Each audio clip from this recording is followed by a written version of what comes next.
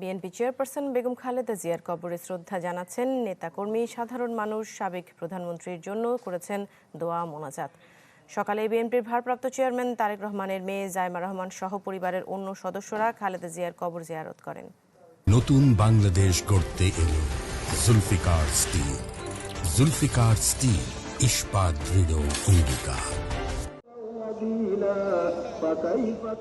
2.5 বছর বয়সী সন্তানকে সাথে নিয়ে বাগেরহাট থেকে হামিদা খাতুনের ঢাকায় আসার একটিই কারণ, বিএনপি চেয়ারপারসন খালেদা জিয়ার প্রতি শ্রদ্ধা জানানো। এরকম একজন নেত্রী হারিয়ে গিয়েছে, এই পুণ্যস্থান পূরণ করার মতো না। ওনার পরে নতুন কোনো প্রজন্ম থেকে এরকম একজন ব্যক্তি আসবে কিনা তাও আদৌ আমরা জানি না। হামিদা খাতুনের মতো নানা বয়স আর পেশার মানুষ শুক্রবার জিয়া উদ্যানে আসেন খালেদা জিয়ার কবর জিয়ারত করতে। জুম্মার নামাজের পর বাড়ি উপস্থিতি, প্রিয় নেত্রীর জন্য দোয়ায় অনেকে হয়ে পড়েন আবেগাপ্লুত। সারা জাতিকে উনি পথ দেখিয়ে গিয়েছেন কিভাবে গণতন্ত্র, অধিকার এবং নিজের সিদ্ধান্তে অবিচল থাকতে হয়। তার বিহেভিয়ারটা খুব ভালো, সুন্দর ছিল। সে সুন্দর করে কথা বলতো এবং মানুষের নামে সমালোচনা করতো না।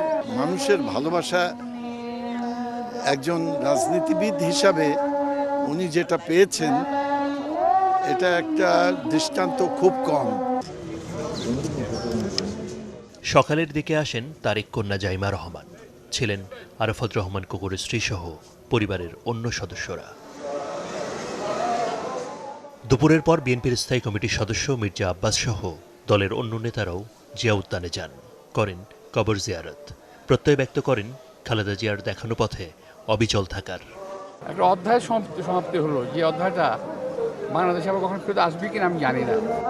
গেল মঙ্গলবার চিরবিদায় নেয়া সাবেক প্রধানমন্ত্রীর কবর জিয়ারত করতে দেশের নানা প্রান্তের মানুষেরই উপস্থিতি ছিল দিনভর। রাজনীতি করেও যে এত এত মানুষের ভালোবাসা পাওয়া যায় তা বোধহয় বেগম খালেদা জিয়া খুব ভালো করে শিখিয়ে গেলেন আগামীর রাজনীতিকদেরকে।